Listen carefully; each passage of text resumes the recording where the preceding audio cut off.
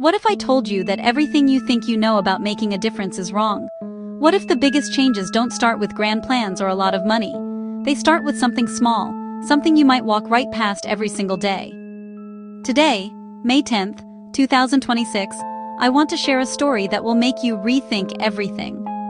It begins in a city, a big, busy city, where everything suddenly stopped. It stopped because of a sound. A simple sound. A phone ringing on an empty park bench. Brief. The sound cut through the usual city noise. The traffic, the chatter, the distant sirens. It was loud and insistent, a question hanging in the air. People turned their heads.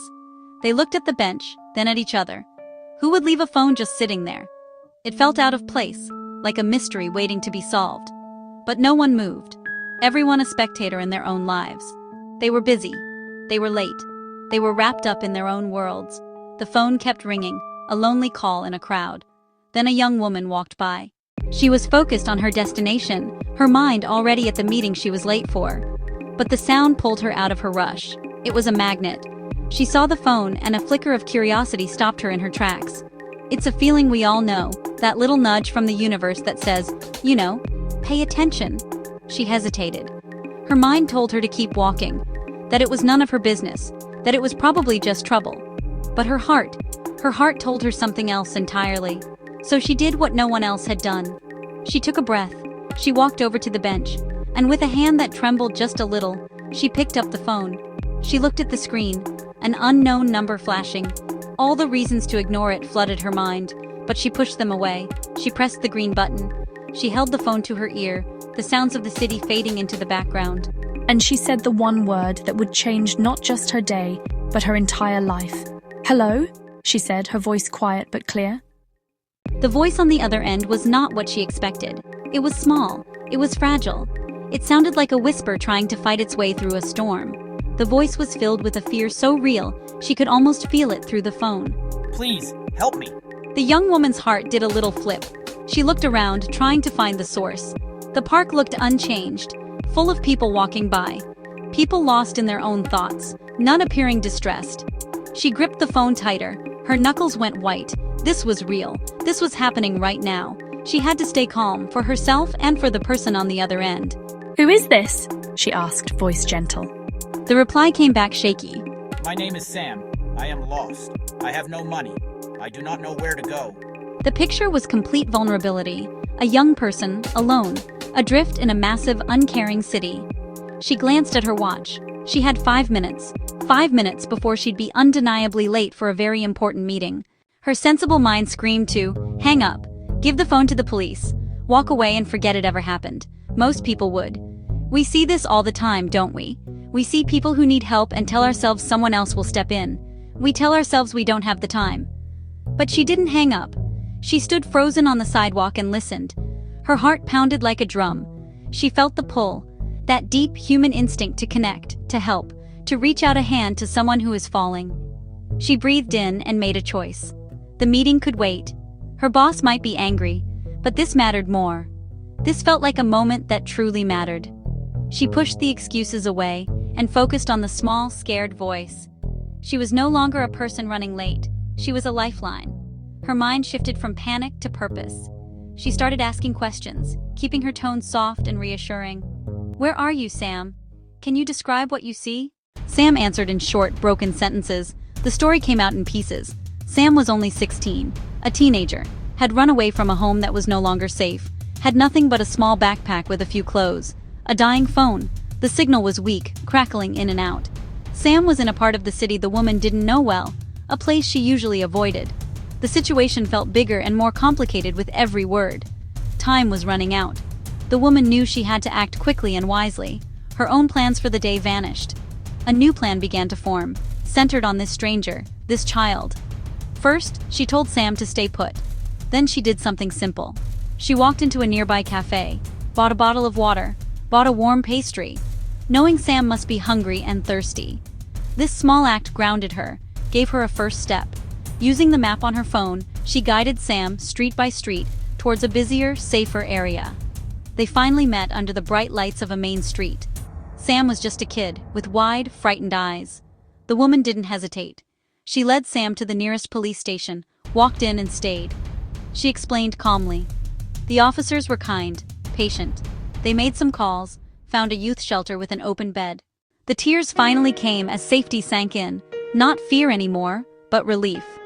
The woman didn't say much. She just sat there, a comforting presence. She held Sam's hand, a simple gesture that said, "You are not alone." That evening, the day's events played over and over in her mind. Her life had seemed so full that morning, yet now felt different. She had a good job, a cozy apartment, friends who cared. But beneath it all was a quiet hum of loneliness, of going through the motions. Helping Sam was a splash of cold water. It woke her up. It showed her another way to live, by looking beyond her own small world. The next day, she returned to the very bench where it started. It looked ordinary, but to her it had become sacred. She brought a small plastic bag. Inside, a portable phone charger and a simple handwritten note. The note said, "If you need help, call this number." She used her work number, feeling foolish and brave at once. Who would even see it? Who would call? She didn't know, but she had to try. 2 days passed. Her phone sat silent, and then it rang. Her heart leaped. She answered, and the voice on the other end was familiar. It was Sam, but this voice was different. It was stronger. It was brighter. Sam was safe. The shelter helped Sam find a part-time job at a small cafe. Sam was learning to manage money, smiling again. I just wanted to say thank you. I think of you every day. I am okay now. That warmth, knowing she made a real difference, spread through her. A friend heard the story and posted it online. The post was simple: a photo of the bench, the little bag, the note. The caption read, "One phone, one choice, one life changed." The post started to get likes, then shares, then comments. "This is so powerful," wrote one. "I'm going to do this in my neighborhood," wrote another. A single small act was starting to create a ripple. That ripple grew into a wave. News travels fast in a city, especially good news. Soon, people noticed little bags with chargers and notes appearing on benches in other parks, at bus stops, in quiet corners all over the city. They became known as help bags. The idea was simple and profound.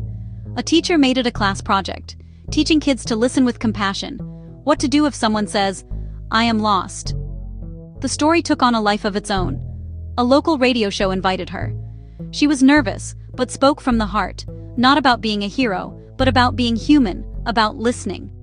Shelters began reporting more people coming for help, people who found a help bag and the courage to call. Small cafes offered a free meal once a week to anyone who needed it. Of course, some were wrong numbers, some were pranks, but that didn't matter. What mattered were the ones that were real.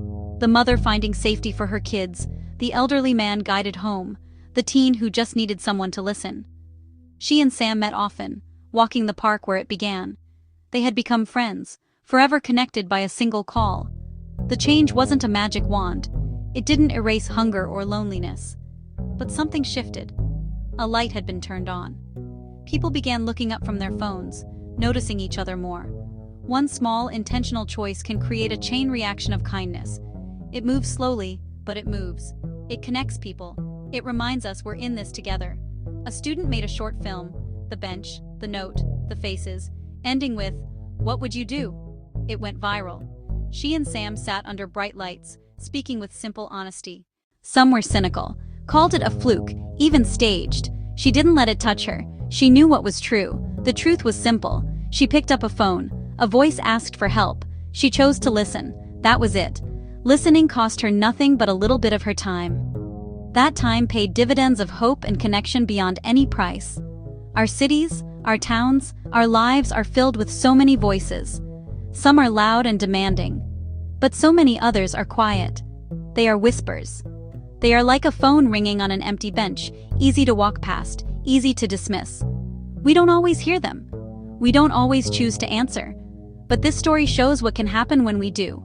We can change more than one life. We can change the feeling of a day. We can change the heart of a city. If one phone ringing can stop a busy city for a moment, imagine what one act of kindness can do. It can make people look up. It can make them pause. It can inspire a different choice.